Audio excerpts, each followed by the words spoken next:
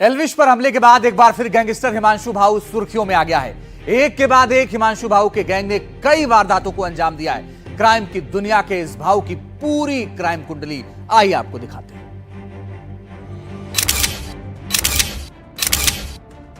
1, 2, 3, 4 और ताबड़तोड़ गोलीबारी लगातार।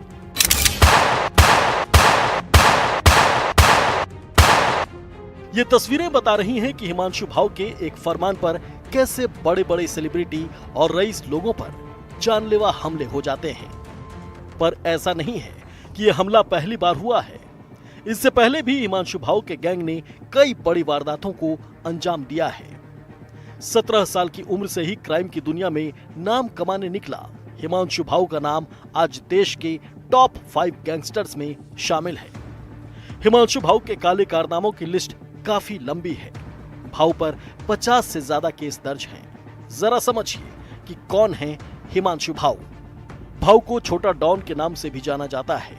रोहतक के रिटोली का रहने वाला हिमांशु फर्जी पासपोर्ट पर दुबई भागा था और फिर दुबई से भागकर अभी पुर्तगाल में मौजूद है, जहां से वो जबरन वसूली का गैंग चलाता है। दिल्ली समेत कई राज्यों में हिमांशु भाऊ का दबदबा है। हिमांशु भाऊ लॉरेंस बिश्नोई का कट्टर दुश्मन है। साल 2023 में इंटरपोल ने हिमांशु भाऊ के खिलाफ रेड कॉर्नर नोटिस जारी किया था। भाऊ पर 2.5 लाख रुपए का इनाम भी घोषित है।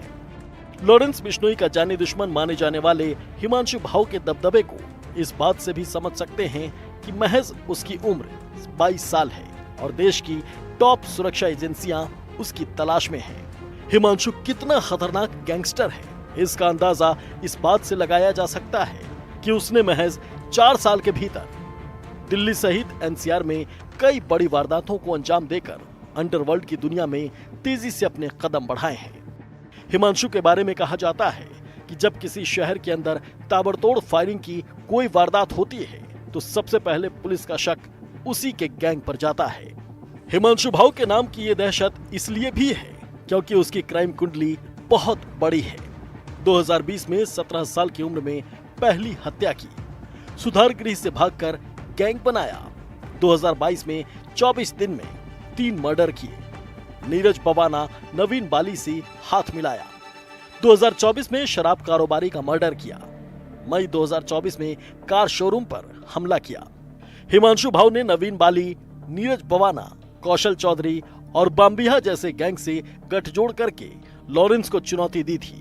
हिमांशु भाऊ पर अब तक 50 से ज्यादा केस दर्ज हो चुके हैं। उसके खिलाफ दिल्ली पुलिस ने मकोका लगा दिया है और अब हिमांशु भाऊ के निशाने पर देश की कई जानी मानी हस्तियां हैं। हिमांशु भाऊ के निशाने पर इस वक्त एल्विश यादव है। इससे पहले राहुल फाजिलपुरिया के काफिले पर भी भाऊ गैंग ने गोलियां बरसाई थी। तो वहीं फाजिल से जुड़े और बाकी फाइनेंसर्स भी हिमांशु भाऊ के निशाने पर रहते हैं। बड़े बिजनेसमैन को भी भाऊ रडार पर रखते हैं।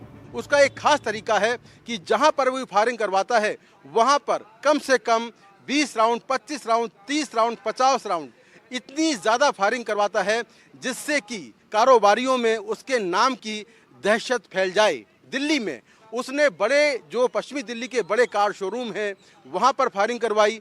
बर्गर किंग में एक शख्स की हत्या करवाई और हत्या करने में उसकी एक खास सहयोगी एक लड़की अनु शामिल थी जिसको दिल्ली पुलिस ने गिरफ्तार किया। तो हिमांशु भाऊ पर अब तक देश के अलग अलग राज्यों में 50 से ज़्यादा मुकदमे दर्ज हो चुके हैं, चाहे वो पंजाब हो, हरियाणा हो, राजस्थान हो, दिल्ली एनसीआर हो। उसकी सबसे ज़्यादा दहशत हरियाणा और दिल्ली एनसीआर में है, जहां पर वो लगातार एक के बाद एक बड़ी वारदातें करवा रहा है।